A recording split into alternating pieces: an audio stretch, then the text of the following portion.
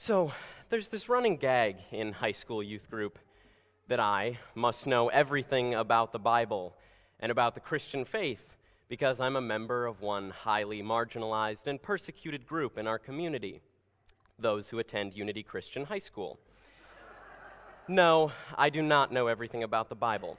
Yes, I am very familiar with these two verses from Mark, but my exposure to them, specifically our passage from Mark 10, about Jesus welcoming the children rather than rejecting them, or even staying silent and letting them be rejected by others. It came from this church, not my bourgeois education. The verse Mark 10, verse 13 through 16, was the focus of my profession of faith. Phil DeCoster, my mentor, walked me gently through its turns and complexities then. Later, Mark 10, 13 through 16 would be the verse my brother Kit preached on as a senior, standing right here, Youth Sunday 3 years ago, and me sitting right there, a freshman, so proud of my big brother. Ironic that both times I was preached to about my value as a youngin', it came from the mouth of an adult, or near adult in my brother's case, though if you knew the 6'3", 250-pound, nearly full-bearded high school senior that was my brother, he could have fooled you for someone several decades older than 18. Now it's my turn as the pseudo-adult. 18 years and 1 month. I can show you my license if you don't trust me. And ironic again that I only now feel mature enough, old enough to take on a topic like Mark 10, 13 through 16, the verse famous for being about, well, kids, those who are not old or mature. It feels somehow improper for me to preach about it. I'm plenty old enough to be a disciple myself. I'd probably be one of the oldest even. In our verse, I'm the ignorant one turning the children away. I'm the one who believes my years have entitled me to a superior faith and thus more time with the Messiah. I'm the one that Jesus corrects. However, I do know how it feels to be the young one. I know how it feels to be in 5th grade, 4'8", with a brother 3 years my senior, still at the same school, who has reached the same very tall height he will remain for the next half-decade. I know how it feels to impress people who thought a sophomore couldn't lead the Youth Sunday sermon. Freshmen this year, take notes for next year. Jokes aside, I do still remember the life of my youth. And even at 18, our culture today views reaching maturity a tad differently than rabbi-disciple relationships at the time of Christ. I am still, in the eyes of most, a child, still reaching maturity. An 18-year-old then would have been an adult through and through. Laugh if you will, this has all been a long-winded way of me saying that yes, I am qualified to preach today. So let's begin. I find it disappointing how so many best men's and 8th grade graduation speeches begin with a definition from Webster's dictionary.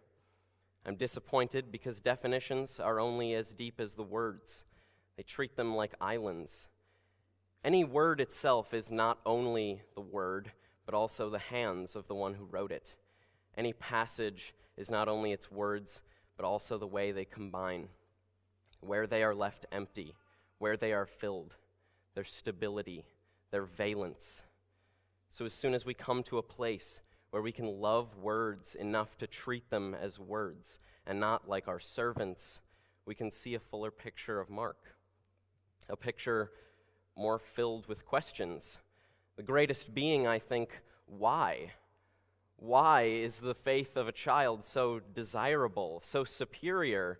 Not just that, why is it sufficient and uniquely necessary for our entry into Christ's kingdom? I want to clear up a misconception first, one that I don't think I fully understood during my profession of faith when I last dug deeply into this verse. It's not about blind faith. That blind faith without doubt or skepticism that is so becoming of children unequipped for spiritual challenges. Blind faith without doubt or skepticism that many of us adults consider healthy. The most spiritually mature of us are crippled sometimes with doubt. After her death, friends discovered the journals of Mother Teresa were filled with worry and doubt. Still, she did beautiful, gentle things. No, the faith of a child is not praised for its blindness, but the very thing that Mother Teresa and other spiritually mature doubters had in spades: love. I'm reminded of 1 Corinthians 13, verse 4. Love is patient. Love is kind. It does not envy. It does not boast. It is not proud. There's more to that verse, but I think that sums it up well. Yes, sometimes children are victims of their own inexperience, and they have blind, unthinking faith. But children also have faith like that. Faith that is patient, kind. Faith that is selfless and humble. Their faith is not garish or gaudy. It does not demand the attention of crowds or of God. Like the bleeding woman who said nothing, who asked for nothing, only had faith that Jesus could save her, only held out her hand and brushed his cloak. And it was just this humble, loving faith, faith like that of a child, that Jesus silenced the crowd to show off. But what I found funny are actually the subsequent verses of 1 Corinthians 13, specifically verses 11 and 12. When I was a child, I talked like a child. I thought like a child. I reasoned like a child. When I became a man, I put the ways of childhood behind me. For now we see only a reflection as in a mirror. Then we shall see face to face. Now I know in part, then I shall know fully, even as I am fully known. And now it comes full circle, back to the children. But it seems contradictory, right? Jesus holds up the children as an example of faith for us all, while Paul mocks his child self for his childish ways. But I don't think it is contradictory. I think the two verses actually complement one another very well. For one, Paul mocks his child self in verse 11, but goes on in the next to express how still insufficient his adulthood has made his knowledge and his self. He feels no more complete in adulthood as he did when he was a child, and he waits for the day when he will meet truth and see it face to face. And second, I don't think Paul is mocking his childhood faith. Instead, his childhood speech and thoughts and reason are under fire. But we all know how these things improve with age. Even Jesus waited until he was near 30 to begin his ministry as a rabbi. He did not lift a child and praise her for her masterful intellect or for however articulate she was. No, he praised her for faith that looked more like love than blindness, faith that looked more like love than arrogance. Paul might also be mocking his childhood self as an analogy for his spiritually immature self. Based on what Jesus taught, the growth that Paul claims has taken place in his spirit must be because his faith looks more and more like a child's. Who else would travel the known world, dedicating their time, money, energy, and life to churches and communities of their own creating? A child would do that. Adults wouldn't do that stuff. It's weird. If we connect what we've heard from Jesus and now Paul, we can complete this picture. True maturity requires traditional growth in our minds. This is the adult that Paul praises in himself, the smart, articulate, intellectual. But true maturity also requires that which we have heard from Jesus, regressing our Christian ego and demand for spiritual attention back to a point of childhood. God will feel you touch his robe. So why do you need to tell the crowd first? So what does this mean for adults? Speak gently to children and teach them. Give them every opportunity to overcome the childish behavior mocked by Paul. But also learn from children. Learn from their love and their humility. Give yourself every opportunity to live into Jesus' call for ideal faith, that of a child. And what does this mean for children? First, learn. Learn so that you are smart and you aren't like the childhood version of Paul that he mocks. Grow in your knowledge, and your thoughts and your use of words will grow too. Also, keep your loving faith, your faith that is not selfish or proud. Be gentle of faith. Listen to those who speak to you gently. Their gentle words are filled with wisdom. Those who scream and argue with empty words. Those who scream and argue because they are angry that they were not talked to gently when they were young like you. They were screamed at and argued with, and they're very sad about that. But if you speak gently and listen and learn from those who speak gently too, one day you might be able to comfort those who are sad or mad, who scream and argue. Even if they are much bigger or stronger or older, you may be their teacher. A long time ago, there was a show hosted by a man named Fred Rogers. It was a show for kids, and he was very good at speaking gently.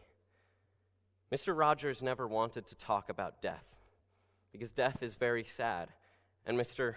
Rogers thought it was too hard to talk about. It was too difficult to tell the kids about.